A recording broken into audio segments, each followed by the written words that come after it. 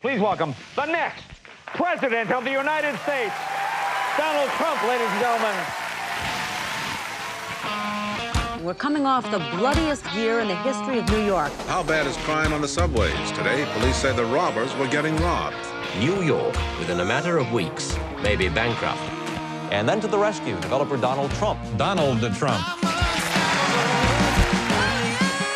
He accomplished in 3.5 months what the city couldn't do in 6 years. The city was going into bankruptcy, is what everybody thought, and so he took a chance. He's made it. There is a new billionaire in town. Trump's the name.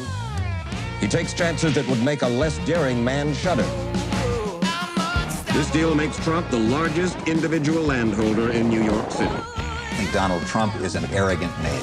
If I were humble, you wouldn't have a building like this. You'd have a plain Jane building that nobody would come and see. Trump, the art of the deal. The art of the deal, Donald Trump. I like it. The man's got it made. Got everything. He's rich, he's brash, he's successful, he owns the world, he's everybody's dream. Continuing proof that the American dream exists. He is the American dream. Let's go get the world. Come on. It's great to be here at Saturday Night Live. It's even better for Saturday Night Live that I'm here. Thank God Donald Trump's a Hulkamaniac. I will kick your ass. No!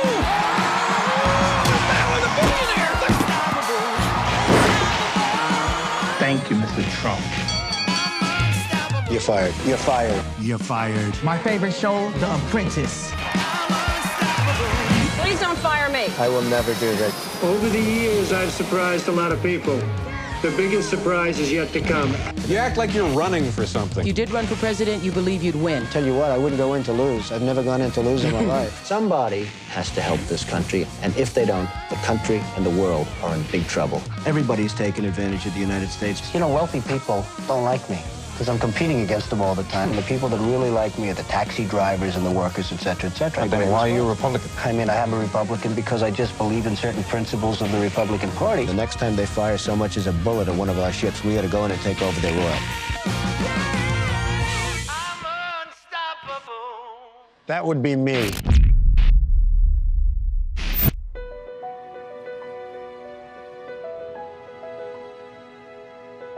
Donald Trump is unquestionably the most unique and charismatic figure in American politics in a generation, maybe ever. A successful developer and cultural icon, no one is more famous. Politicians and superstars lined up to be photographed with the embodiment of the American dream. All that changed in 2015 when he crossed the political Rubicon and decided to run for president as a Republican. Trump Towers, we turn to Vote 2016, where businessman Donald J. Trump will be jumping into the presidential race. Unbelievable. I think we're living in a simulation. How many cameras we got? They sent us with one.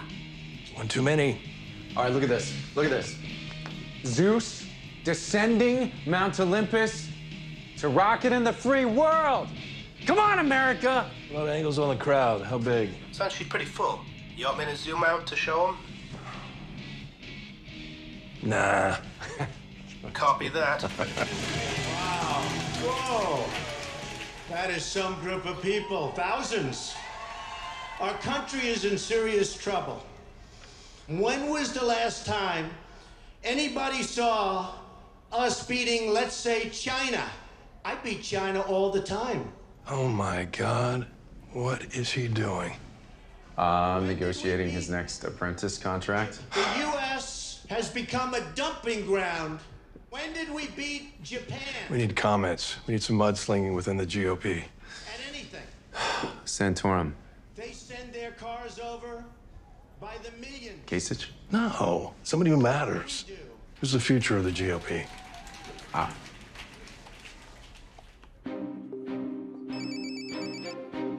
You saw a Chevrolet in Tokyo. It doesn't exist. Network wants to comment on Trump. No comment at this time. He's freeballing this? Who freeballs a presidential announcement? He's making the GOP look like a bunch of clowns. Watch, Trump will be out by the second debate. DNC must be loving this. Hey, aren't you still dating that spicy little lib over there? Maybe. Why don't you ask her? That's nice. Yeah, they're watching it. Oh. When do we beat Mexico at the border? That's our problem. I don't think they're too worried about it. This has got to be good for us, right? Anytime. This guy's going to be like a grenade in the GOP. She's worried. Worried? She's worried. Of the apprentice guy? Come on. Ted is too young. Christy, too ugly. Jeb, well, he's related to George. But Trump, let's just say she has a feeling. Let me guess. Trump's got dirt on her. Everybody's got dirt on her. Or Free Willy Billy. Iran is now taking over Iraq. Think of it. Iran is taking over. Can you get the ground troops on the line? We'll see what they're feeling.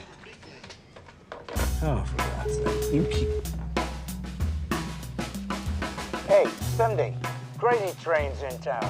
You can't win, right?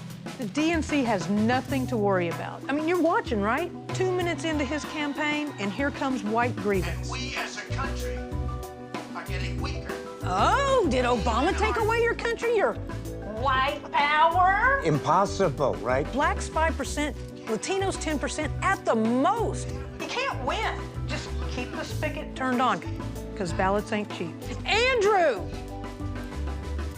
Andrew! Oh, okay. Okay, talk soon. No way he's doing it. Yeah, the great white hype is running. It's coming from all over South. Keep on talking, big boy. Latinos down 3 points. From the Middle East? Muslims, 10%. We don't know. It's gotta Well, stop. people do like billionaires. You know any brothers that would vote for this racist landlord? Well, he's kind of like a hip-hop icon.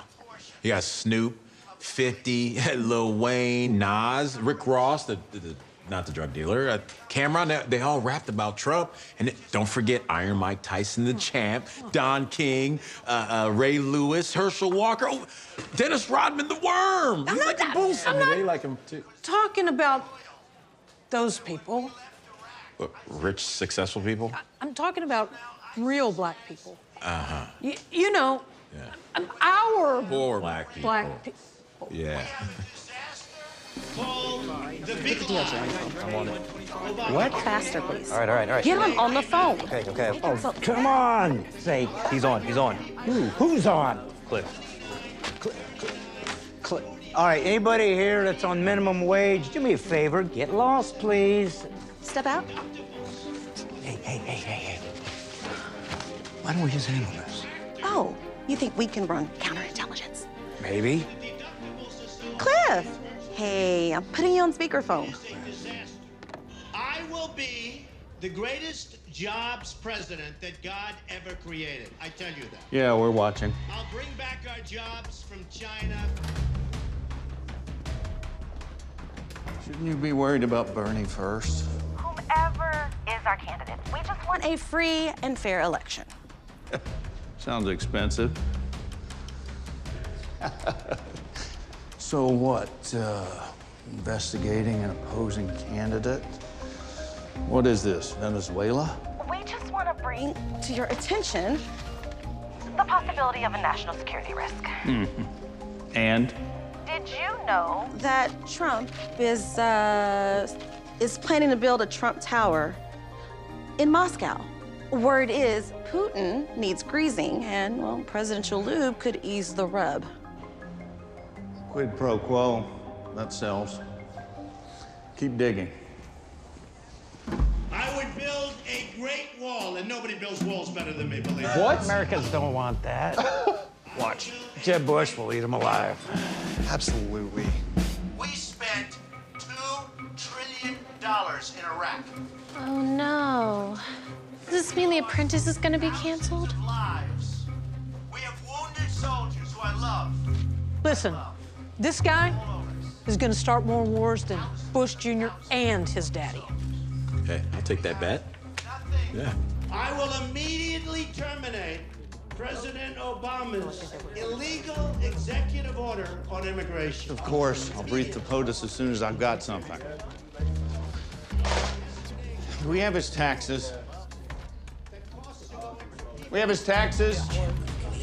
No.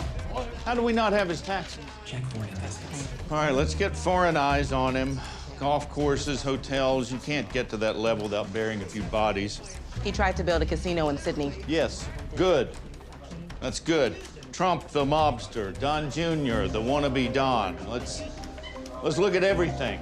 Campaign, his family. Start bumping into his team. Nobody will be pushing us around.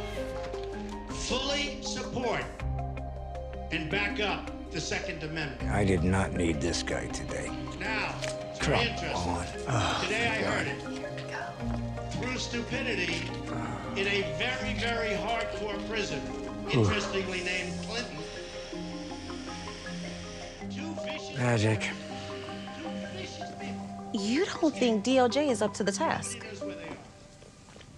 What we need is somebody more creative because Cliff is too slow and way too methodical.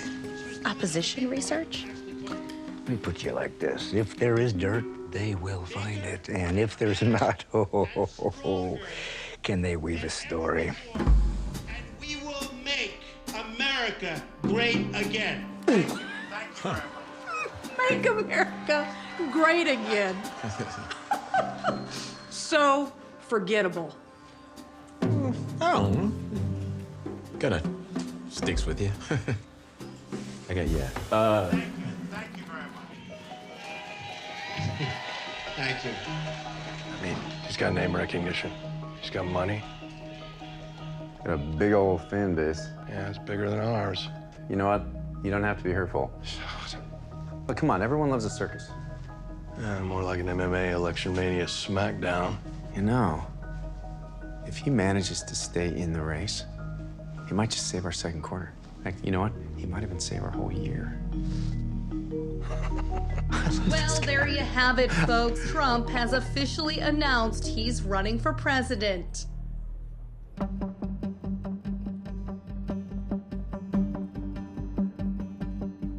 Since Trump's announcement on that fateful day, there has been an unrelenting pitched battle between two camps. On one side, he's loved so much that many of his supporters would take a bullet for him. On the other side, he's hated so much that some of his critics cheer when someone tries to assassinate him. Not since Lincoln has a man been so loved and so hated. In 1838, a young Lincoln explored the dangers facing America in his prophetic Lyceum speech. Shall we expect some transatlantic military giant to step the ocean and crush us with a blow? Never. If destruction be our lot, then we ourselves must be the author and finisher of it. Then, as now, the existential threat to America comes from within. It's a threat of dictatorship, of tyranny. That would spell the end of America. Lincoln prophetically anticipated the danger of tyranny represented by a Caesar who would unleash a wave of lawlessness across America, subverting our constitutional republic. Bands of hundreds and thousands, and burn churches, ravage and rob provision stores, throw printing presses into rivers, shoot editors, and hang and burn persons at pleasure. Lincoln recognized the tyrannical temptation even in himself. Towering genius disdains the beaten path. It thirsts and burns for distinction. And if possible, it will have it, whether at the expense of emancipating slaves or enslaving free men. Lincoln is saying it's wrong to use tyrannical power even to do something good, like freeing the slaves. Even great evils must be combated through constitutional means. Lincoln had the larger-than-life dimensions of a Caesar, but he never became a Caesar, even though Democrats in the South accused him of being a tyrant. Trump, like Lincoln, is a larger-than-life figure. And like Lincoln, Trump is accused by Democrats with being a dictator and a tyrant, but with Lincoln, the intensity of feeling is over the issue of slavery. With Trump, the intensity is over the man. Some people try to avoid the issue of Trump the man by saying, I don't like him, but I like his policies. Yet if Trump truly is an aspiring dictator, a Hitler in 1933, then he's a grave threat to the country and his policies don't matter. He must be stopped. The threat of dictatorship and tyranny is real, now as in Lincoln's time. But the question is, where's that threat coming from? Who's the real dictator? Since the issue with Trump is about the man himself, let's discover what he's truly like. To do this, I spoke with two people who know him well. His daughter-in-law, Lara Trump, who is also the co-chair of the Republican National Committee, and Trump's lawyer, Alina Habba, who has worked closely with him on his criminal cases. Alina, what kind of a man is Donald Trump? First, I would say a family man. That's number one.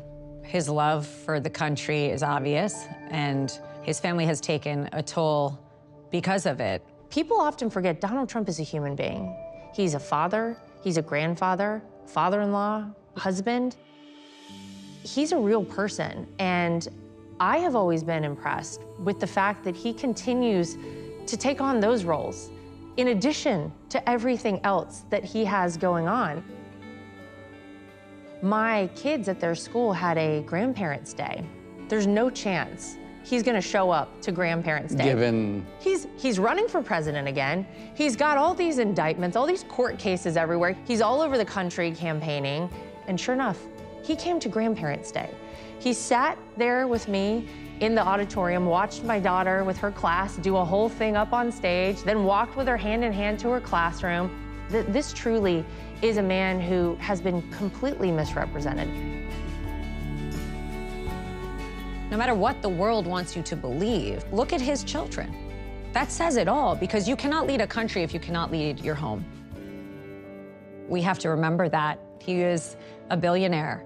He's famous. He has a beautiful family, and he gave that up. He sacrificed. What do you think, Lara, is the key to his ability to relate to an ordinary guy who doesn't have Mar-a-Lago, doesn't have Westchester, doesn't have Bedminster? I think he realized in his early days of the Trump organization that the people you needed to talk to on a construction site were not the construction managers. It's really the people who were there day in and day out actually doing the work. And the person who you put in charge is always gonna say, sir, it's going well, everything's great, everything's perfect.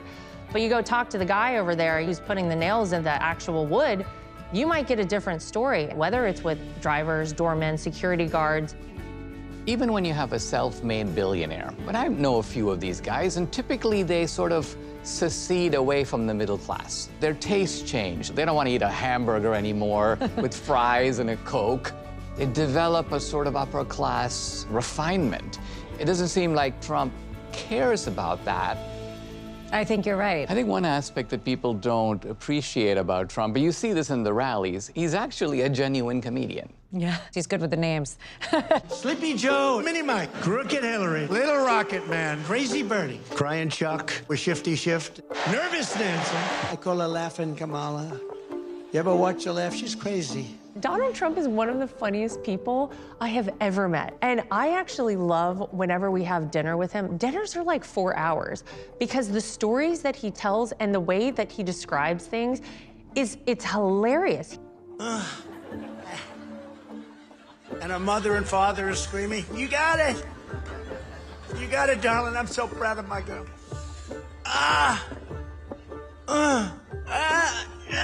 Well, she couldn't do it. And then this guy comes along. He's named Alice. And he looks at the weight.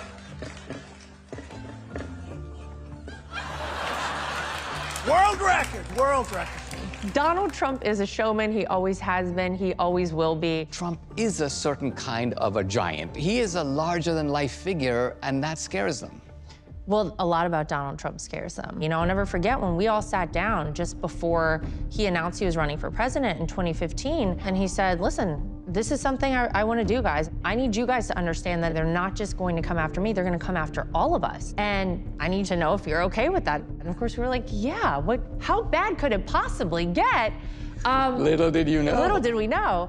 I think he really knew deep down that going against the current and going against the natural progression of things as it relates to our government was going to be very tough for him to do, and he still decided to take it on. He was such a cool figure in the culture, right? Hanging out with Oprah, and the rappers wanted to be seen with him. And what you're saying is that he was aware that he was putting all this in jeopardy because by shaking up the system, powerful forces would become arrayed against him, even some of the people who were previously on his side. He knew. He was so right. I think the way he has exposed rot within our government and agencies that people really didn't even know to look for. He exposed a lot of people who really had been bad actors acting in nefarious ways, and I think that's very upsetting and that scares them. But do you think with Trump, he's running really because he thinks the country is in bad shape and he's the right guy to fix it? He's the only guy. He's our only option because he's not bought by anybody. He is for America first. And that's frightening to people that have side deals, that have corruption. Well, then, of course, you're afraid of the one person that doesn't have any other interests. Trump has the dimensions of a Caesar, but he has no intention of being one. And yet, Democrats constantly savage him. And now, Democrats' greatest hits. Oh, yeah. The former white supremacist in chief, Donald Trump. Who has the morals of an alley cat. That's right. He's a right-wing racist, misogynist. He's arrogant, he's thin-skinned, misogynist, he's narcissistic, sexist, racist, misogynistic, fascist, sexist, egotistical, lying, hypocritical bigot. A full MAGA misogynist ticket. A misogynist. A dictator. Dictator. A dictator. Dictator. A dictator. A dictator. A dictator. A dictator. And they've been saying that he's a dictator, and I'm thinking to myself, well, dictators normally control the police agencies of the government. Police agencies are trying to get him. So you don't have to wonder, how will Donald Trump be as president? We had him for 4 years. I mean, what dictatorial things did he do? Did he throw Michael Moore in prison? No. The way Obama threw me in prison, you know? I mean, think, Alina, about oppressive and tyrannical societies, right? The Soviet Union, think of Cuba, North Korea, the Middle East, Venezuela. So here's what they have: widespread censorship. Right. They have mass surveillance of citizens. They have ideological indoctrination in the schools and the media, criminalization of political differences, locking up your opponent or worse. All of these things are now present in America, but they're not coming from Trump.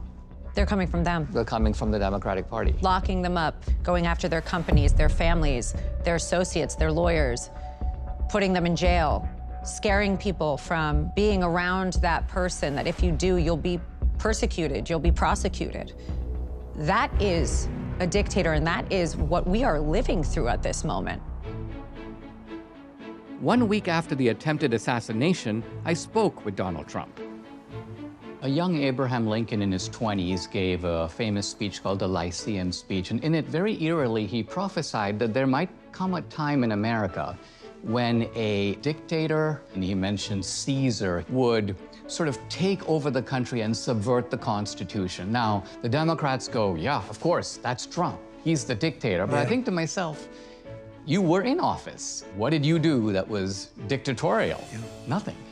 No, we were all about democracy, and that's what we're about. And, you know, their theme is, oh, Trump will subvert democracy, but they're the ones that are going to subvert democracy, and that's what they're doing all the time. I mean, did you do censorship? No. Did you lock up any leading Democrats? No. I mean, there were people chanting for Hillary to be locked up, but you didn't lock her up. Let's defeat her in November. Well, with Hillary as an example, I thought it would be a terrible thing, actually. What she did was terrible. What Biden did was terrible. What they all did. But I never would even think of doing that. I could have done it, and we had them dead to right, but wouldn't it be a terrible thing? And yet now, what they've done is they've opened up a box, a Pandora's box, that is a very dangerous thing. They've created a very dangerous precedent. Let me tell you why I think they're doing it and why they're doing it to you. It's because You're not a normal Republican. You are a massive entrepreneurial success and a builder. You built the New York skyline. You're also a cultural icon. They fear that even though they know you're not Caesar, you do have that kind of dimension. You have that kind of power. You didn't do an insurrection, but guess what? Had you called for one, there would have been one. Sure. And there would be one if you called for one now. They know that kind of power. They're scared of it. And so they're like, this is the one guy we need to go after by all means necessary. Well, I don't know if I have that power. I'm not sure I want that power. I want the power just to make the country better. We need power to make the country better. We're way behind. China is lapping us in so many different ways, and militarily especially. They're building ships at a rate 10 times greater than ours. And at some point, we're going to have to catch them, and if we don't catch them, there could be problems. And we have enemies in two places, inside and outside. I think the outside ones are far less dangerous in many ways than the inside ones. We have to beat them because there's no reasoning with them. I don't see any reasoning with them, and nobody has. I mean, this is the key point, because although people talk about unity, it seems to me it is hard to unify with people who are trying to destroy America. So is it your idea to unify the country against the people who want to destroy America? Well, you know, they talk about unity, but there's such a difference. They want open borders. We want closed borders. We want people to come in legally. We want people that'll help our country, not people that we're going to be taking care of. They're emptying out their jails into our country. Now, who can want that? But that's what they want. Third world countries have borders. Nobody has a border where 20 million people come through, totally unvetted, unchecked. Our beautiful United States of America is receiving prisoners from all over the world. And you know, Venezuela crime is way down because they've taken their criminals and they've dropped them into the United States. And if I were running those countries, I'd be doing the same thing. So can there be unity? I'm not sure. The one thing I will say is we had the most successful country we've ever had, and there was unity, believe it or not. People were getting on board. It was an amazing thing that was happening during the period of time that I was president. So I think success can bring unity.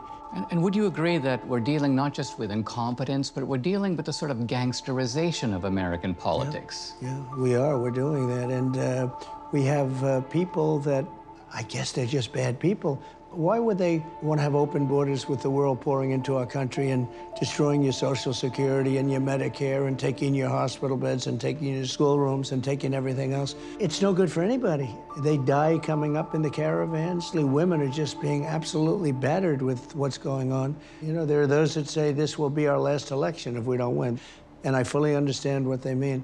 I think it's a very dangerous time for our country. If you put yourself in Trump's shoes, you can see how he thinks unity is a mirage. Look what they did to him even before he became president. Democrats, including Obama, sought to frame him. Russia.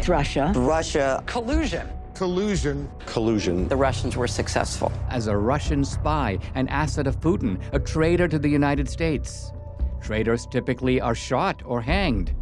So this was an attempted political assassination. Do you have evidence that there was in fact collusion between Trump associates and Russia during the campaign?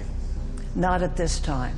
The investigation did not find the president's campaign conspired with Russia. It was all bullshit. I mean, these are lies made up at the highest levels of government, promulgated with the knowledge and cooperation of the media.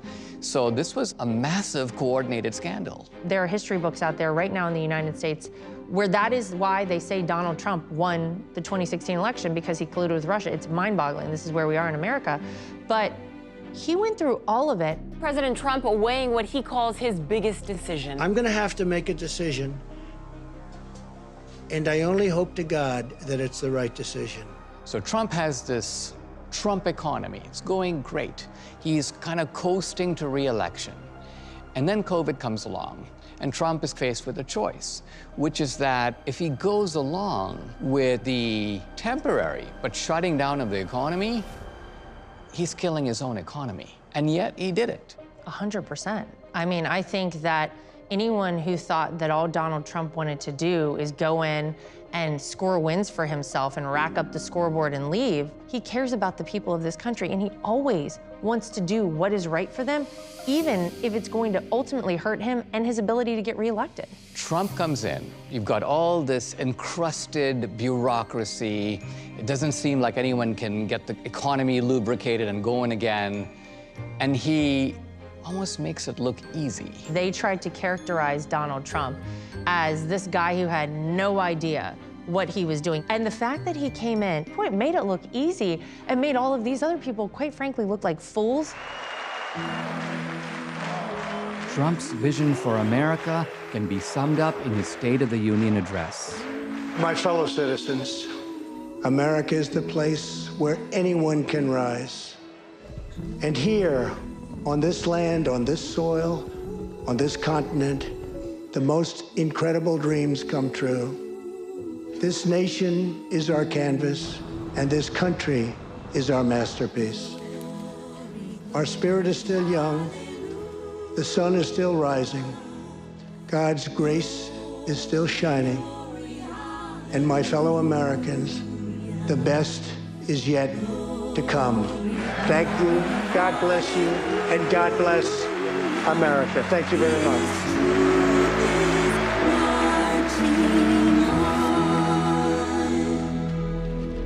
Most Republicans believe the Democrats rigged the 2020 election and got Trump out of the White House.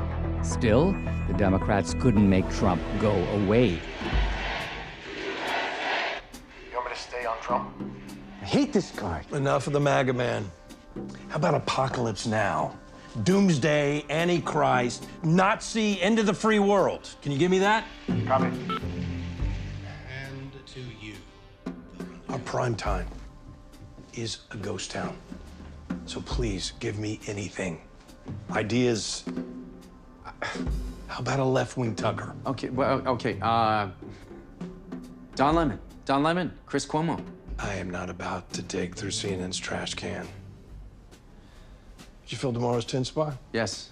Who? Because he better be a Trump killer. Red meat for the blue market. Yes. Okay. I got Ryan Paul. He wants to promote his book. It's Paul Ryan, idiot. And literally, we are being crushed by PBS's antique roadshow. And that's what you got, Ryan? He couldn't even neutralize Trump as a speaker. So please tell me, what's he gonna do for us? I don't know. He's bitter, okay? It was my party. He stole my party, and I can cry if I want to. I'm Paul Ryan. All right, I get it. But he better nut punch Trump.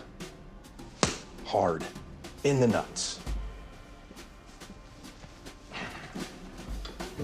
Got that weekly Save Democracy Zoom in 20. For the gravest threats to our civilization are not from abroad, but from within. None is greater than the weaponization of the justice system, the FBI, and the DOJ. We must conduct a top-to-bottom overhaul to clean out the festering rot and corruption of Washington, D.C. He literally wants to fire all of us. That's nothing. He wants to destroy my entire department. Cliff, welcome to New York. Where are we starting? Anything and everything. We'll indict him for jaywalking. I love my job. We still on for that saving democracy thing? In 10 minutes. Jeffrey Toobin gonna be there? No. No unidentified. No RFK loonies. No jolly green giants that are so dumb they're actually voting green. Listen up. If this little box doesn't say Democratic Party, toss it. We will do whatever it takes to bring back honesty, confidence, and trust in our elections. To eliminate cheating, I will immediately demand voter ID, same day. This is exactly what we're fighting for, people. He only wants rich whites to vote. Buying IDs are so expensive nowadays. I have ballots. Baby got ballots. Yeah. Woo, yeah. Hey, listen up. Use these to train the newbies. Teach everyone how to fill out a ballot. So start with the homeless? Oh, no, honey. They're home free, not homeless. Yes, go to the shelters. Every single person gets a ballot. Dead or alive. white, brown, black, rainbow. If they're schizophrenic, that's a ballot for each personality. Good to know. Oh, hey, don't forget we have that secret cabal meeting in 5. The decline of America is being forced upon us by Biden and the radical left lunatics running our government right into the ground. This decline is not a fate. Why is he not dead yet? He's like the damn Terminator. We will make America glorious again. Oh, Lord heaven. You know what? You ready to save democracy? Well, welcome, everybody. Glad to have you. Y'all remember Zach from 2020? Let me guess why you want me on this call. Hey, Zach, we have you by the Section 230 short hairs, so boot anyone spreading politically inconvenient malinformation from your platform as you amplify the good word campaign messaging. This guy is a billionaire. And by the way, since Elon bought Twitter and isn't playing nice, double down. Sounds about right. I just have one question. How about a better candidate? Preferably one who wasn't a featured extra on The Walking Dead. I'm working on it. How about another pandemic? Guys, you saw the State of the Union address. Here we got our man out there, Biden, vitality, vigor, taking control. Yes, congrats on getting Weekend at Biden's through a whole hour without him pissing his pants. I pooped my pants. The meds worked. No wonder there's an Adderall shortage. While you guys are hoping one day Biden forgets he's POTUS, this country thinks the FBI, DOJ, NIH, Fauci, the media lies to them and censors them. Maybe because we lied to him and then censored them. I'm sorry, who's that? Nobody. Is this my assistant? Who's going to get me coffee? Yes, Massa. Seriously?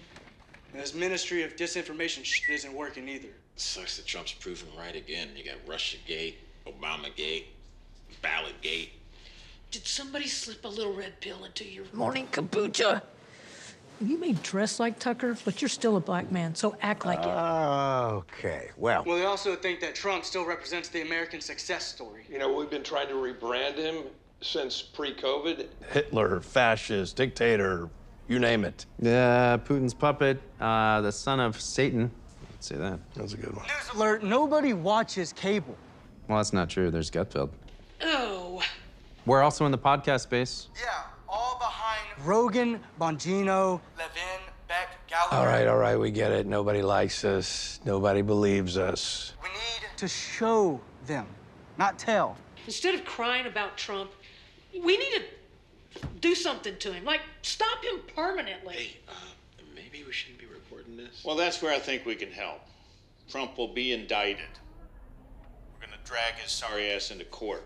Ooh, send him to Atlanta. We'll fry him up Southern style.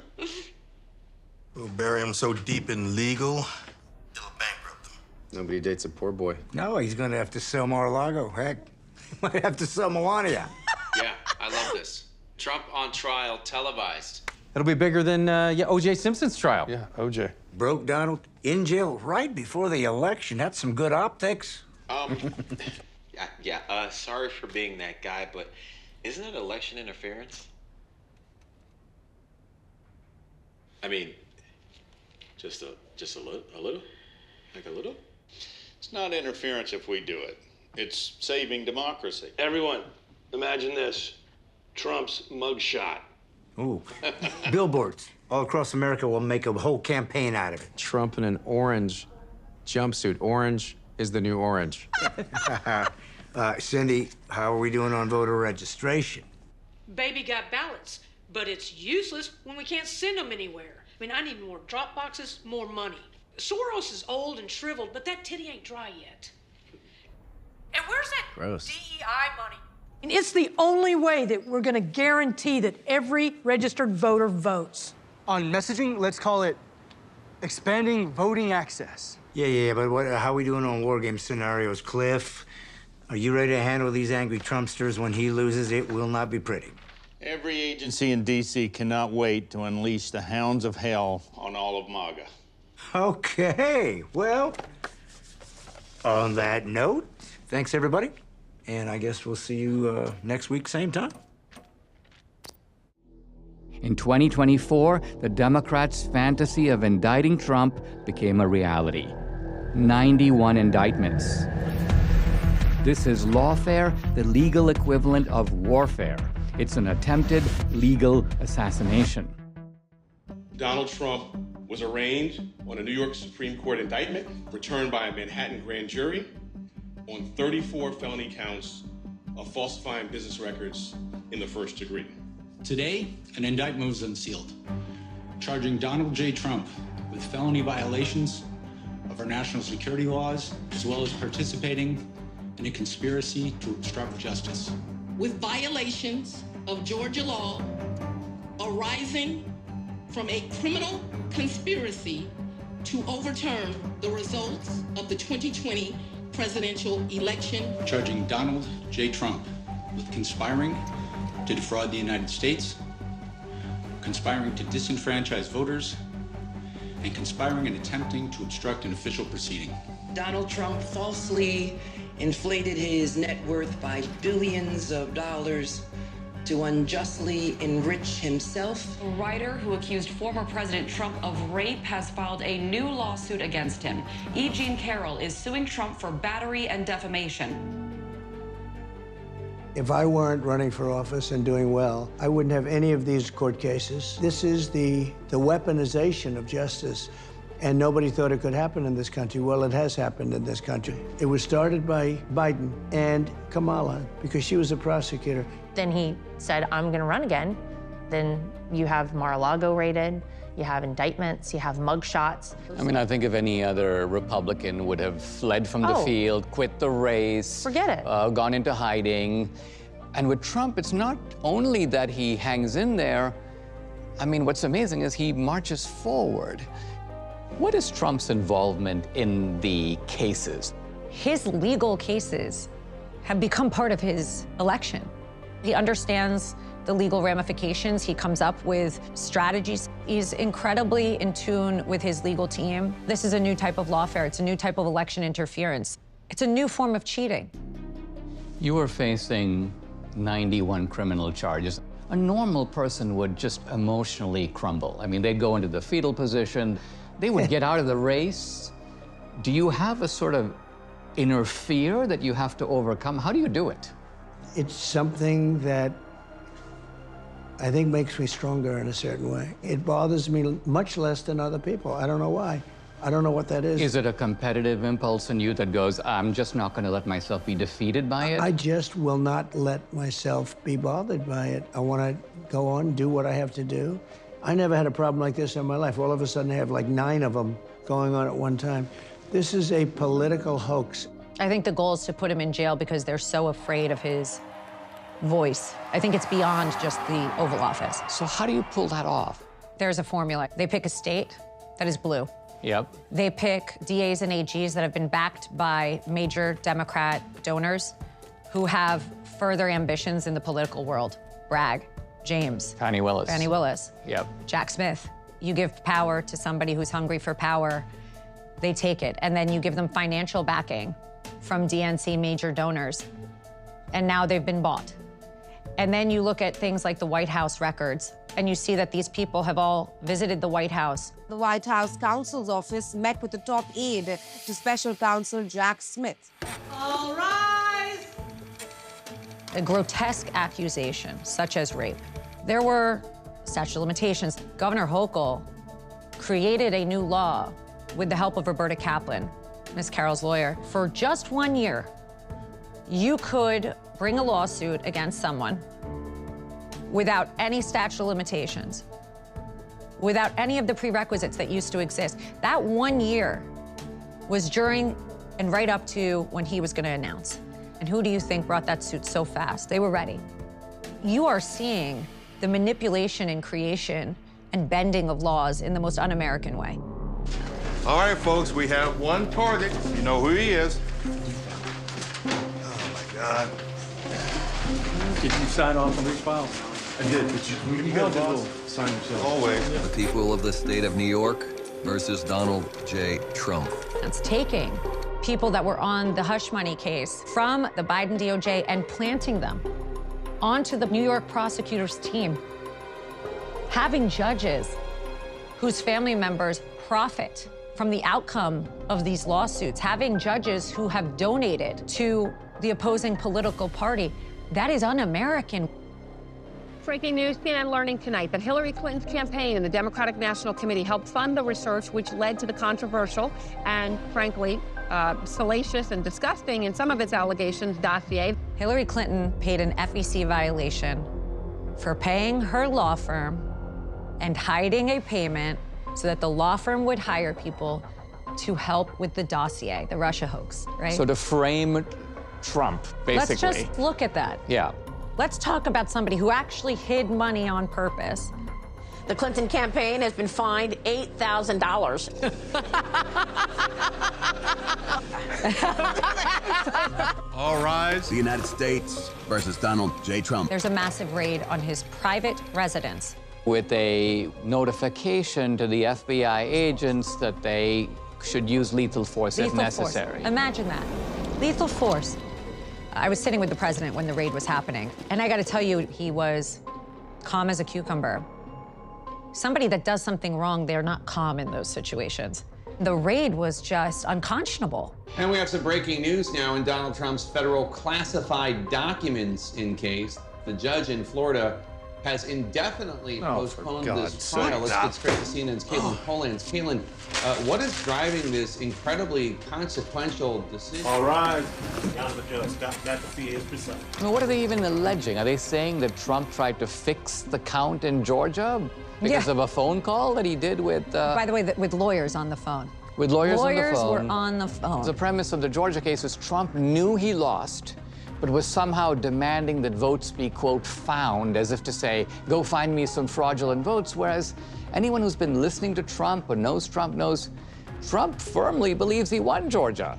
Well, last time I checked, the executive branch has an obligation to make sure that our American voting system is done properly and correctly, and that the American people have faith in our voting system. Also have some breaking news tonight, the many legal cases facing Donald Trump. Judge Tanya Chutkan just formally canceled Trump's election interference trial, arguably the most important trial in recent American history. Just the kind of delay he wants. The United States versus Donald J. Trump. If you look at some of the testimony we've seen, if you look at what President Trump actually said, go peacefully and patriotically, how is that a crime? I mean, at no point did Trump say, go inside the Capitol, go stop the count. I want to give you a live look right now at the Supreme Court. The justices just made a historic ruling, entitles a former president to absolute immunity from criminal prosecution for actions within his conclusive and preclusive constitutional authority. The court gives former President Trump all the immunity he asked for and more. Not only have the cases crumbled, the eyes of the American people have been opened. Even people who don't normally pay close attention are like, something very funny is going on, when they're so determined to lock this guy up and they can't even explain to me what it is exactly that he did. And they went after him because they want to hit him financially. They want to hit him politically with women. They want to hit him as a felon. They want all these narratives, but every single time they hit, we have come back from it stronger.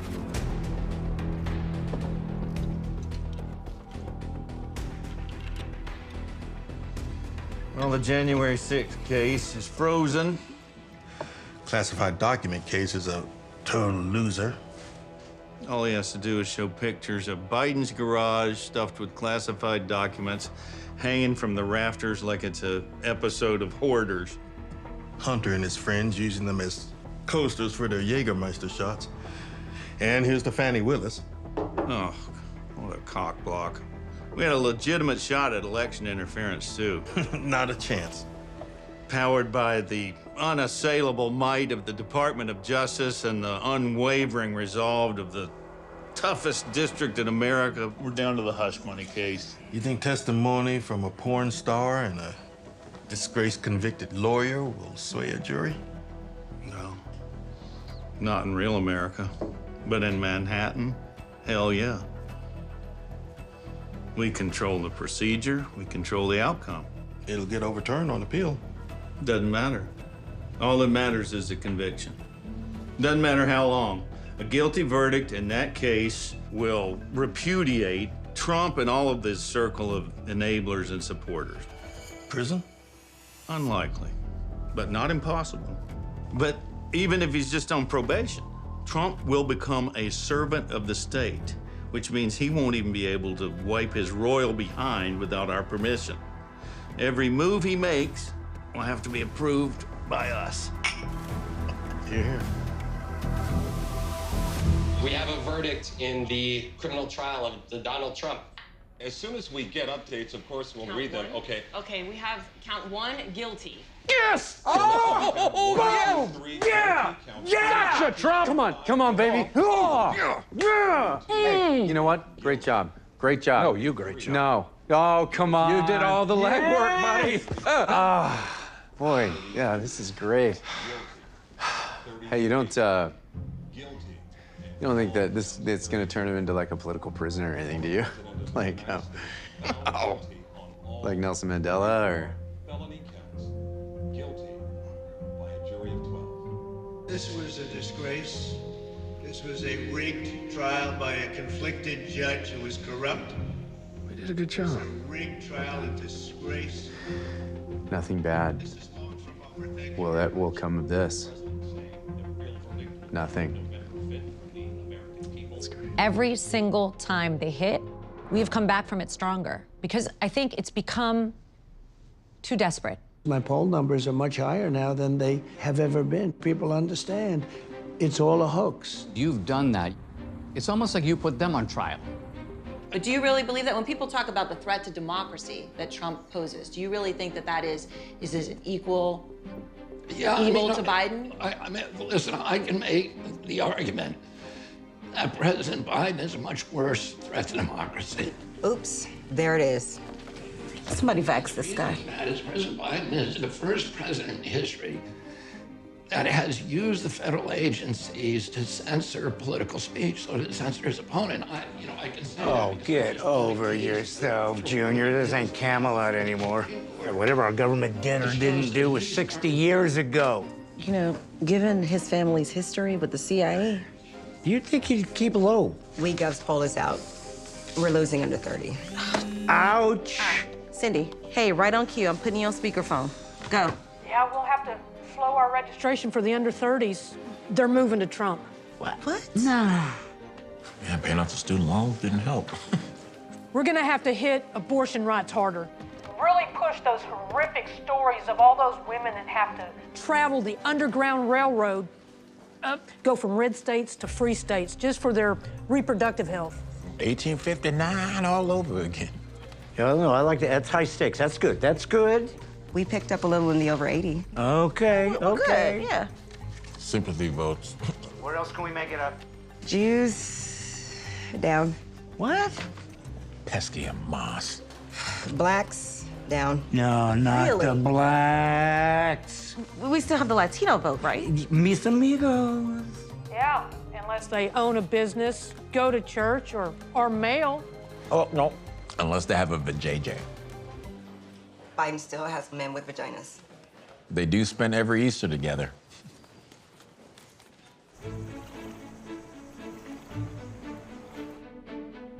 President Trump, here we are in Mar-a-Lago. It is a magnificent castle, and every room more beautiful than the next. And I look at the White House and I think, well, that's like low-income housing. I mean, that's nothing compared to this place right here. And my question to you is, why do you do it? I do it because I love the country, and this country has tremendous potential. It's been horribly run over a fairly long period of time, and it's a failing nation in many respects. I think you understand that better than most. People took over and they destroyed our country. They really did. And usually when they go bad, it's very, very hard to come back. And it would be for this country. So I felt I had no right not to do it. I thought I should do it. I thought I had almost an obligation to do it. What do you love most about America? Well, I think I just love the concept of freedom.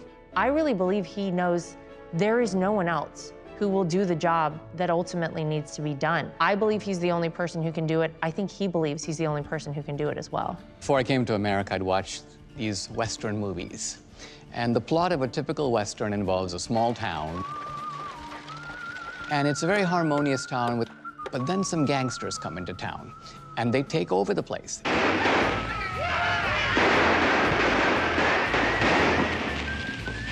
They cut your my brother. And the whole population is terrified.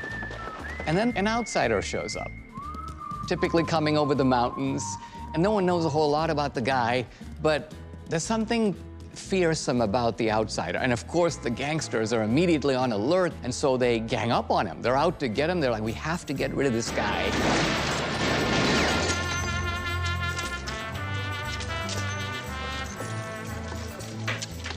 You through? And the big fight begins.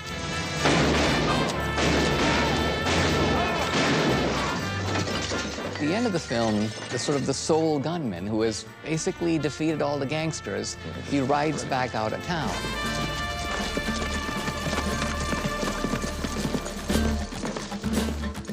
And the message is that he could have become a gangster if he wanted, because he has that kind of power. He defeated the gangsters, but the fact that he leaves is a way of saying, I'm making Shinbone great again. I'm restoring the harmony of the town. Yeah. I mean, isn't that a way to think about Trump? We are living in an actual American Western right now. That's what I'm saying. Yeah. Right? What a great analogy. It's so true. The left and the Democrats say, you want to come in a second time and you will never leave. Now, you have trolled those people by putting out funny memes about Trump 24, Trump 28, Trump 32, but I think of the Western, where the good guy comes in, he takes care of the bad guys, he fixes the place, and at the end of the movie, he leaves. And they said that the first time, too. He's never going to leave. Of course I'm going to leave. We'll have plenty of time to fix the country. And we have great people. You know, we have great backup. Somebody will take over and they'll do a good job. He wants to go in for 4 years, for a term for a president, do what needs to be done, and get out. The guy didn't need to go back and do this. I don't think he really wants to go back and do this. He knows what he's gonna have to face when he gets back in that White House. If you think they're fighting against him now, just wait.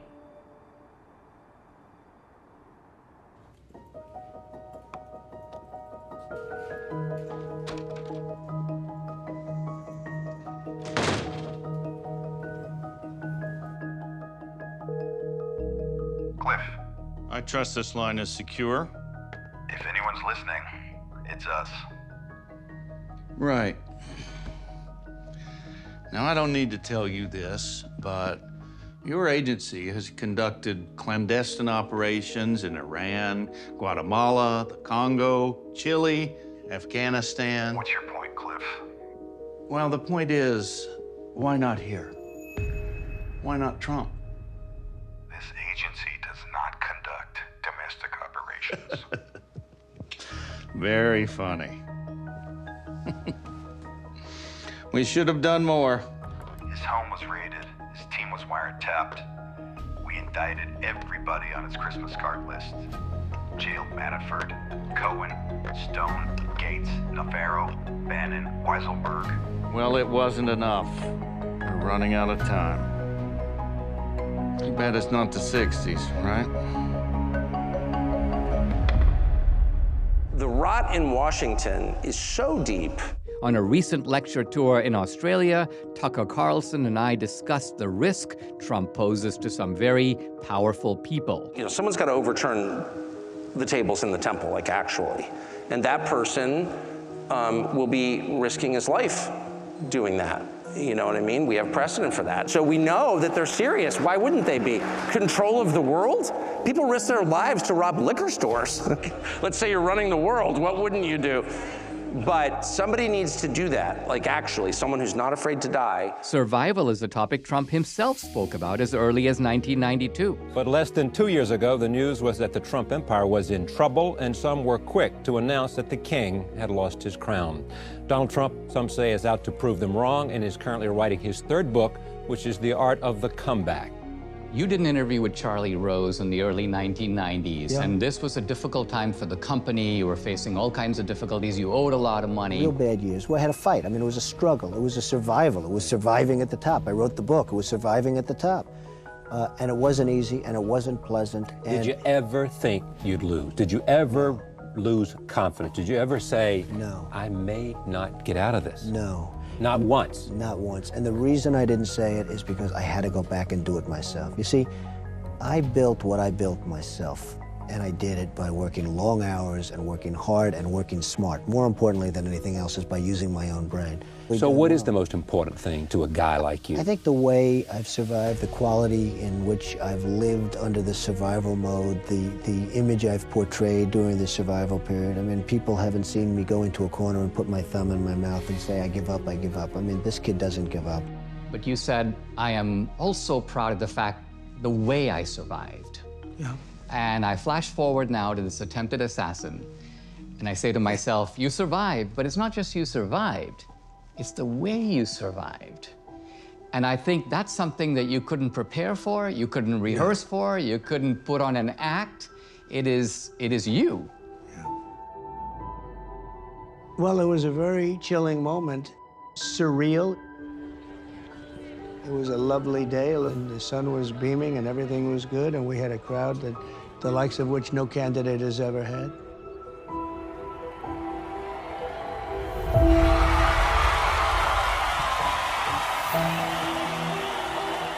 But tens of thousands of people were there, and I started. And the amazing thing is that I called out a chart on my right. Take a look at that chart, which I never do. And if the chart wasn't used early, it would have been a different story. Really see something that said, take a look at what happened.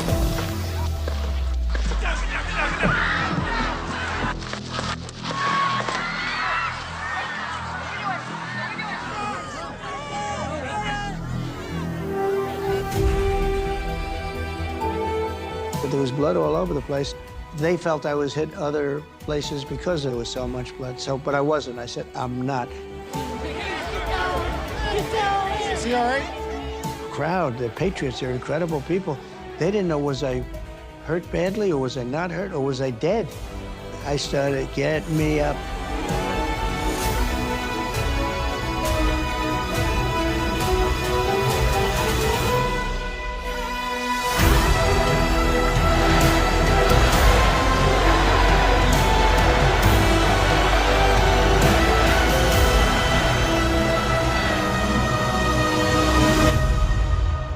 I could see they were confused. They didn't know, was I okay or not? And I put up my fist.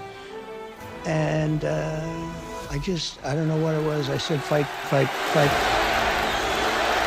But the amazing thing, nobody ran. You know, if a bullet goes off in like a soccer stadium, the people will run. They call it a stampede, and people will get killed. Nobody ran. In fact, the opposite. They're looking around. They see what happened.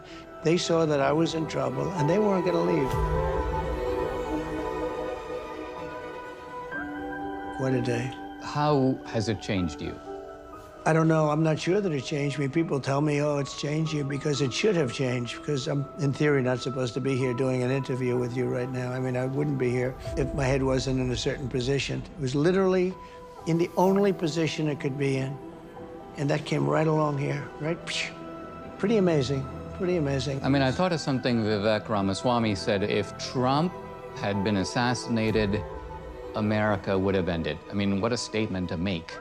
And it occurred to me that not only is there a providential hand on you, but a providential hand on America, which is what Washington believed and Lincoln believed. Do you believe it?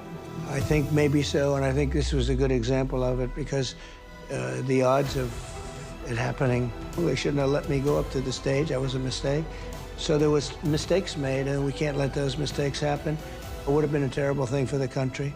It would have been a terrible thing for probably the world, in a sense. It was not a pleasant day, but it was maybe a day that something will come out of it that's going to be good for the future of the country. That's the only thing I could say. And don't forget, other people were hurt and injured and killed. Good man, Corey. Those people paid a big price. I know his heart. I know deep down who he truly is. Yes, he's a fighter. Yes, he's a lion. A lot of people think of courage as being fearless. The philosopher Aristotle says that's not true. He says courage is actually in between sort of cowardice on the one side and sort of recklessness on the other side. But Aristotle goes, the courageous man has fear. He doesn't overcome the fear. The fear is real, but he pushes ahead anyway, so he's not reckless. He measures the risk. So my question is, what is he risking it for? He's risking it for this country. Democrats and their media allies used a type of character assassination to provide the rationale for an actual assassination. Is it any surprise that a fanatic acted on these warnings? I bet he even considered himself a hero for doing it. Ironically, the attempt not only failed, but elevated Trump. Seeing Donald Trump get up after getting shot in the face and pump his fist in the air with the American flag is one of the most badass things I've ever seen in my life. It put him in rare historical company. Lincoln, Teddy Roosevelt, JFK, RFK, Reagan. Now Trump. The Confederate Democrat John Wilkes Booth assassinated Lincoln. And after that, he said, "This is what becomes of tyrants." He couldn't have been more wrong about Lincoln, just as the people who despise Trump and wish him dead couldn't be more wrong about Trump. Trump is a man of singular virtues, the same American virtues Lincoln lists in his Lyceum speech that are essential to defeat tyranny. Patriotism, the courage and ability to rebuild America, and above all, reverence for our Constitution and laws. Trump, like Lincoln, is a colossal figure, a titan. The Democrats are after him, not because he's a tyrant, but because he's a genuine threat to the tyranny of the left, just as Lincoln was a genuine threat to the slave owner class. Trump has beaten back every attack against him, even by dodging a bullet aimed at his head. What's left to stop Trump? They cheat in many different ways. That's all they're good at. They're not good in policy. They're not good in government. They're not good running things. They're good at cheating in elections. Donald Trump has said that not only is the 2020 election rigged and stolen, a topic that we exposed in 2000 Mules, but that our election system now is vulnerable, it's riddled with holes. And when Trump says this, the Democrats say, "You're attacking democracy." Ernest, we brought you on board as an investigative reporter to dig into this topic. All right, we are on our way to meet a gentleman that is going to show us one of the easiest ways that you're going to lose your election in 2024. And Rick, you have said to me, Dinesh, if you want to run for office, don't worry about the voters. You just need to hire me. There are so many state laws that give us avenues to buy the ballots, print the ballots, and deliver them to cross the finish line for victory. There are so many loopholes. Wait. Did you actually say the word buy the ballots? I said to myself, there's no way that the election can be stolen by simply purchasing ballots or printing ballots. How do you buy a ballot? You can go to these shops that actually have the ballots, and you can buy them straight up. Well, I mean, most people think that to get a ballot, you've got to request one from the state. And you are now making the shocking claim that no, anyone can buy ballots. It's very simple. He purchases the ballots. He goes to any printing company you want in the nation. Certified blank ballot stock used for printing emergency omni-ballot BB. And just print them out. That's it. Actually, you can order online, and they'll ship it right to your house. How do you actually get all the information on the ballot? Many of the county and Secretary of States, you can actually look up what your ballot would look like, or and request an absentee ballot for your region and just copy that. Could I print 1,000 ballots? So we were able to, the first time, purchase 10,000 ballots. We printed them out. We actually went to some of the election officials and tested the ballots. They verified that they would be read by their machines. Is there any marking on the ballot that makes it impossible for that ballot to be duplicated? Many states do not have watermarks. Most of them don't. A ballot in this respect is very different than, say, a $20 bill, right? There's presumably all kinds of markings on there that allow a teller to say this is a valid note. So to the degree that ballots are the currency of our democracy, what you're saying is counterfeiting is easy to do. It is, because we value money more than our actual votes in this country, and so we don't have the same type of security on the ballots that we do on our dollar bills. Is counterfeiting of the ballot in the manner you describe illegal? In most states, no, not at all. Press 1 to speak to an agent. I called the voter registration office and said, can I make copies of my ballot? Yeah, that's fine. If you're just having it for your own personal, that's fine. Yes. Okay, that's all I need to know. Thank you. You now have 10,000 ballots in your home. You have not broken the law. No. You fill out the ballots. You produce 10,000 different signatures on the ballot. Now, I would want to know who are the people who are on the voter rolls who, let's say, haven't voted in the last 4 elections, so I could actually sign their names. Some of those voter rolls from the states are free, and some are at a low cost. Minnesota's $42. I went to the local registrar's office, filled out a quick application. I got a list of over 1 million names. It cost me $35. 1 million names. And you have a list of every registered voter in that county, or you can get the whole state. I then go down the list and see who hasn't voted, and I actually know if I want to vote somebody else's ballot, I can do that. That's right. And so the places I'm going to look for right away, the college where the students have actually graduated, but they're still registered, the nursing homes where they haven't removed the dead people, the homeless shelters for the people who have actually improved their lives, but they're still registered over here. Now, I'm going to take that same list that you just did, put it in an Excel spreadsheet, and what you're going to find are these big gaps. And those gaps mean that they didn't vote in any other election. We have access to the National Change of Address. It's by the U.S. Postal Service and allows us to do a 3-year look back. We can run that against the voter rolls and see who's moved, but the Secretary of State and the auditors hasn't removed them from the voter rolls. What is so maddening about this is that when I move, I notice that everybody else knows. Like, the DMV knows. Everybody. The California Tax Authority knows. However, a notable exception are the voter people who don't track it. The Rasmussen survey found 17% of mail-in voters say that in the 2020 election, they voted in a state where they were no longer a permanent resident. Hi, how are you? Hi. Hi. I will see if we can get your vote. Oh, okay. Yeah. Okay, your address? I'm under a bridge over there. It's okay, we can use the shelter's address. Hey, Tony, Yes. Tony. Tony's your name. How about your last name, Tony? In the district that I want to run in, there's like a homeless shelter. And let's say there are 300 guys who show up for food. I want all their votes. In most states, it's actually recommended to have people go in, register those voters, and then go ahead and give them an absentee ballot, and then deliver it back to the county. Are you saying that the absentee ballot application and the ballot itself can be simultaneously filled in and turned in? Yes. And I talked to many homeless people, and they all said that they were registered by their caseworker. Oh, yeah, I just registered. Oh, cool. Since I, moved places and who registered you?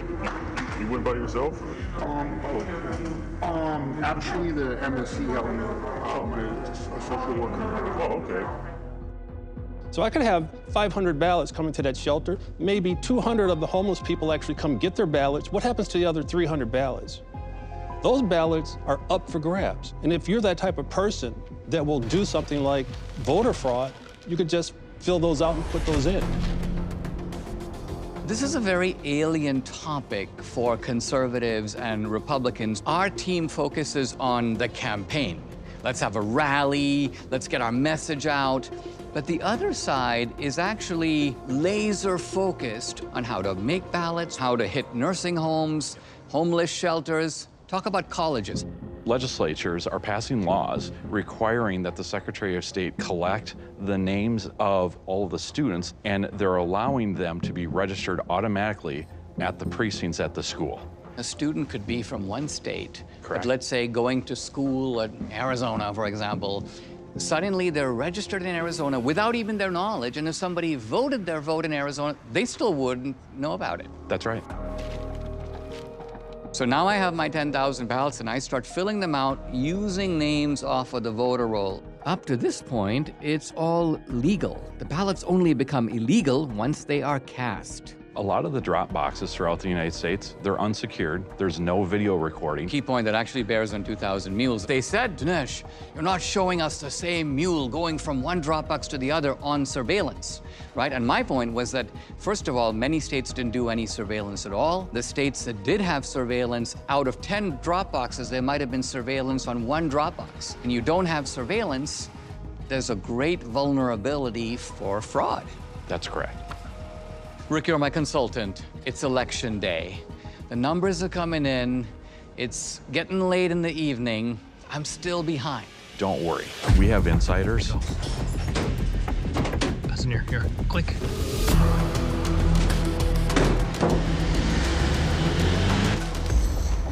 We have a few of the election officials that will be there as poll workers that will have opportunities during shift changes to insert the ballots where we need them. We're going to get some approved ballot containers. We have our metal ballot boxes. We're going to go ahead and add that to the cart and see how easy this gets delivered to my front door. What mechanisms are in place equivalent to like a metal detector, but for ballots, to make sure no one is bringing ballots in or taking them out? None. There is none. There's so much chaos happening here on the floor.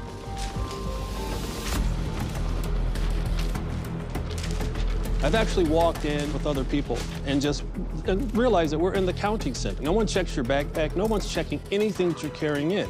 So if you have ballots in a backpack and you put them under the table that you're looking at, all you have to do is by pull the way, those out. even if later somebody looks at the surveillance and goes, wait, I see a backpack full of ballots, all you've got to say is, well, I just moved them from over there to over here. Nobody can prove that I found them under the table. They were under the table, and I'm pulling them out. Here, hey, look, we found some more ballots. We have to count these. And you put those in. Who's going to question you? I mean, this is, to me, the best explanation that exists for how so many people in 2020, with Trump having a commanding lead, could go on television and say, not to worry, it's going to turn our way, as indeed it did.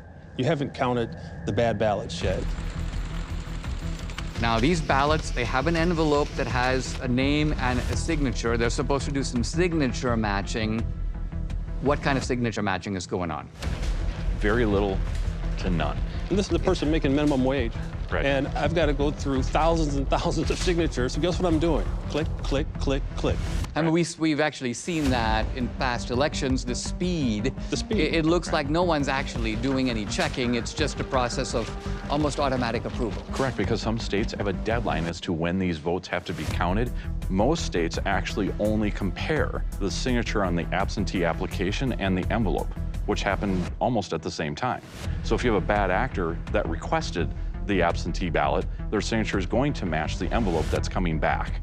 And once the envelope and the ballot are separated, it's a permanent divorce. Under federal and state laws, you are not supposed to associate a voter with an actual ballot. So any type of serial number is not allowed. To date, it looks like no one is held accountable for any of this. No one's held accountable. Not one state, not one county is being held accountable. And the real problem is that for candidates, there's a limited time window. You have 7 to 10 days to file a case, otherwise it's over. Sometimes people say, well, when you talk about voter fraud, you gotta remember, Dinesh, that there have been many recounts. Obviously, they haven't uncovered any significant, there may be fraud here or there or this guy or that guy, but there's no systematic fraud. Your recount is not gonna uncover anything new. So you're gonna take the same ballots that have already been put in, maybe fraudulently, and recount those ballots. So you're gonna get the same number. We're not auditing the actual absentee envelopes, the actual signatures there. We're not even auditing the poll books, and we're not even calling voters to determine whether or not they actually voted or not. So a post-election audit is absolutely embarrassing, and we shouldn't even be calling it an audit. Now we turn to the tens of millions of illegals the Biden-Harris administration has let into the country. What's their motive? You claim that Democrats, President Biden's immigration plan to open up the border, you said that the president is getting, and Democrats are doing it to get more votes. But undocumented immigrants cannot vote in federal elections, so how is that possible?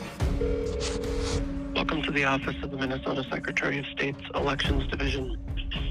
Hello, Elections. How may I help you? Yeah, hi. I was calling to see how the vouching works during the election. Okay. So when people register to vote, they need to have a proof of residence. And so vouching is one option, and that's where someone that is registered can vouch for someone else that lives in their same precinct. So basically, you know, they'd be saying, I know this person and that they live at this address. Or how many can we vouch for, actually? Yeah, so one voter can vouch for up to 8. Like, they don't have any ID or anything like that, we can at least vouch for them so they can at least register and vote. Yeah, that's the case where I think it's used most often, is if people don't have an ID. All right, hey, thank you very much. Thank you. So if your relatives were to come here from India during voting season, we just go to Minnesota and all 8 of them can vote. Hundreds of non-U.S. citizens were registered to vote illegally in Illinois. Texas Attorney General Ken Paxton, his office found nearly 95,000 people registered to vote, but not U.S. citizens. This man is not a citizen, but he was able to register to vote in Arizona, even got a mail-in ballot for the presidential election. Arizona state law requires proof of citizenship to register, but federal law does not. Okay, so lo que necesitas que tú firmes aquí. Rasmussen asked 2,466 U.S. likely voters if they were citizens. 5.3% said no, but 95% of those voted in 2020. 4% were not sure, but 79% of those voted in 2020. There is no way that such a process could have come into place by accident. There's got to be a systematic campaign to take down the guardrails or the safeguards for something like this to happen. It is the left that is out there wanting to expand the voting franchise beyond our original intent. We have created all of these opportunities for fraud to enter our system. In 2000 Mules, we exposed election fraud after it happened. Here, we're exposing possible fraud that could happen. Election fraud is part of the standard playbook of tyranny. Tyrants despise legitimate elections where they can be voted out of office, so they seize control of the election process and bend the results to guarantee their victory. Can this be stopped? I want to tell you something that you may find a little shocking, and it's something that we've discovered. Well, it turns out you can buy the legit ballot paper, download a absentee ballot, and I make 10,000 ballots. Wow. I mean, do you find this surprising? That's terrifying. The fact that this is America and we're talking about this is horrifying. I've never heard of something like this. How do we have confidence that the 2024 election will not be rigged and stolen? I want to ensure, with my position as co-chair of the RNC, that every single American, when you go cast a ballot in the United States, you should feel confident in that vote. This is the #1 focus we're gonna have. If you come to the RNC right now, the bulk of the bodies at our offices in Washington, D.C. are solely dedicated to election integrity. We have pledged to have 100,000 people across this country trained as poll watchers. Those are people who actually are just standing and watching, poll workers, people who can physically handle the ballots in these polling locations. We also want to have legal experts in the room. Right now we have 92 lawsuits out in 26 different states. You're supposed to, as secretaries of state, clean your voter rolls. We had a recent issue in Michigan, and they had 92,000 people who were inactive voters. These are people who moved out of the state, who have died. The Secretary of State did not want to oblige. If they will not do the things necessary, then we send them a lawsuit. And we've been very successful throughout the course of the past several months with these lawsuits at addressing these really egregious issues. What do you think is going on with these illegals? It's a huge problem. We actually just had a big call with all of the Republican secretaries of state around the country to tell them how they can go in and they can identify non-citizens, take them off those voter rolls, make sure they are not registered to vote. Obviously, we have a problem with the Democrat secretaries of state who do not want to comply with that. We are looking out for any way that people are cheating, any sort of election fraud. Talking about it is not enough. Worrying about it is not enough. We have to get involved and we have to do something. If you have people all across this country who are willing to make it their mission and their goal to take people to the polling locations to encourage their friends, their family, people they see at church, someone they see in the grocery store on a regular basis, get them out to vote, then we are going to win on November 5th of this year, and I will believe it will be an early decision, and we're going to go to bed early on that night. The Democrats have a horrible candidate. They've got horrible policies.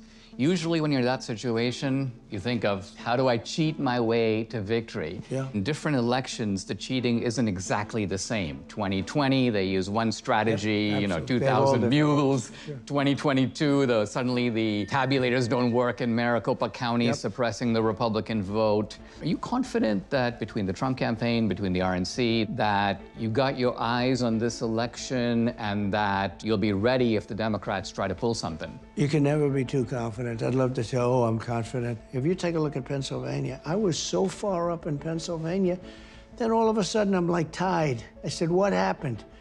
You couldn't lose it. We have dishonest polls too. I mean, I had one in Wisconsin where they said I was down 17 points, and I won. And I called up the pollsters. They said to me, they don't care. If you're down 17 points, people don't go out and vote. They're good at cheating in elections, or they couldn't get in. You can't get in when you're in favor of open borders. Bad education, horrible education. Everything wants to go woke. Did you ever meet a woke person that's happy? There's no such thing. Men and women's sports, you have to use electric cars. You can't win. We have the best people. All I want you to do is guard the vote. Make sure it's not swapped, it's not thrown out. Bad things don't happen, they don't drop ballots. So no, we have bad elections and we have bad borders, and those are two things you have to have a great country. We don't have either. If we don't win, we can't fix that problem. If we vote, we're gonna win. We're gonna win. We have a lot of eyes open this time that we didn't have in 2020. I mean, a lot of people are watching. It's much more difficult for them to do it. They're gonna try, but you gotta get out and vote. We're gonna take back the system, and we're gonna fix our borders, and we're gonna fix our elections. You're saying you'll do your part, you want them to do their part. They have to do their part. Will you assure the American people that if re-elected, you will shut down this election fraud once and for all? Oh, we're gonna shut it down. We have to shut it down. Okay, let's keep this as easy as possible. Democrats still needed to solve the problem of Biden. Their problem? Their problem. Trump's filling stadiums. The only thing Biden's filling are diapers. We need a different candidate. Okay, Biden won't go. He said for and out. Well, he's in it. To lose it. Then it's on him and the DNC. Whoa, whoa, whoa, whoa. Now, I look, can't look, do look, anything else. We know things didn't go as planned. Really? You think? Should have let me handle it. Oh, this is about the opposition research firm. That's what your problem is. Tabloid hacks. Russian hookers peeing on a mattress that Obama slept on. That was the big idea. My 13-year-old grandson could have come up with something better than that. It was the pretext you needed, and you used it. It was sloppy. Just like you. You're sloppy. The whole thing is a mess. He's a dinosaur. Amateurs. This whole thing with Biden was a fake deal. Everybody knew he was not gonna make it. And I think the debate was the thing that finally showed what a con job the whole thing is. Everything we have to do with, look, if we finally beat Medicare. Thank you, President Biden. President Trump? Well, he's right, he did beat Medicare, he beat it to death. And it showed what a knockout artist you are, because, I mean, when before in American history has a presidential debate put the other guy out of the race? Well, there's never been anything quite like it, actually, and that's what put him out of the race. An insider cabal of powerful Democrats pushed Biden out and installed Kamala Harris as the nominee. Who doesn't love a yellow school bus? Everybody's laughing. The yellow school bus. Yellow school bus. You think you just fell out of a coconut tree? Hard hats are actually unisex. You haven't been to the border. And I haven't been to Europe. Coconut tree. Oh, round and round. Every moment in time, and certainly this one, to see the moment in time in which we exist and are present, and to be able to contextualize it, to understand where we exist in the history and in the moment as it relates not only to the past, but the future. Yes, Kamala is silly, but don't let that distract you from her dangerous policies. Like, everybody needs to be woke. You're considered the most liberal United States senator.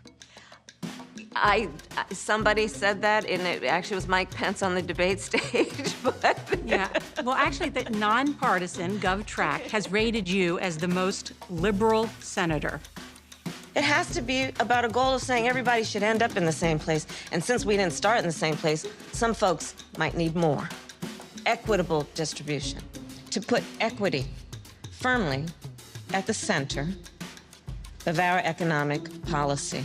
I am prepared to get rid of the filibuster to pass a Green New Deal. There's no question I'm in favor of banning fracking. How dare we speak Merry Christmas? How dare we? I know that there are protests still happening in major cities across the United States. They're not going to let up, and they should not. Minneapolis 2020, Tim Walz gave them the go-ahead to torch the place, and Kamala Harris raised bail money for the rioters and arsonists. As Governor Tim Walz unleashed the police on residents of his state who violated COVID curfew rules. Go inside now! Get in the house! These are the people that Lincoln warned us about. The threat of tyranny doesn't come from a shuffling Biden or a cackling Kamala by themselves. It comes from the Democratic Party, a lawless regime that marches under the banner of democracy as they destroy our constitutional republic and what is unique and good about America. Gentlemen, start your engines. We don't need a reformed Trump or a Trump who stops tweeting or a new and different Trump. We need Trump as is. What we need is to reform our understanding of the man. The country is in danger, and the threat of tyranny, just as Lincoln foresaw, is real. But it doesn't come from Trump. Never stop, never surrender, never stop, never surrender. The Democrats are lying to us again. They know Trump isn't a tyrant, but they falsely accuse him because they know he's the one Republican that can stop them. So they must stop him first. We can't let them do that. Like Lincoln, Trump is the best man for the crisis in which the country finds itself. He's the one man who can restore the American dream. Together with Trump, we can overcome this crisis. We can defeat the bad guys. We can make America great again. Never surrender. Lift your head high, fist to the sky. Fighting for freedom, we'll stand our ground. We won't back down. Fighting for freedom. Never stop, never surrender. Never stop, never surrender. Never stop, never surrender. Keep fighting. Never surrender. Oh, never surrender. Get out and vote. Thank you very much. What are you doing? Hey, Chloe. Yeah? What? Are you ready for this? Sure. All right, hold on. What is he doing? They call that the billionaire dance. Yeah. Billionaire dance? Is it patented or something? What, can you do it? You see? Oh, look at white girl trying to dance. No. What are you trying? Yeah, try one. You got to let it loose a little bit, right? Okay. And then you got to get moving. It's almost like you're doing a little karate. Helps us reach our first billion. Don't forget the face. I feel richer already. Don't forget that face. That's when you have too much money. You got too much money. Look at that crowd. They're loving him. Yeah, twist it out. Twist it out. It's called having fun. We should try that more often. Right? Yeah, and that's how we make sure all the visitors are registered. What are you guys watching here? I was curious once too. Nothing to be ashamed of.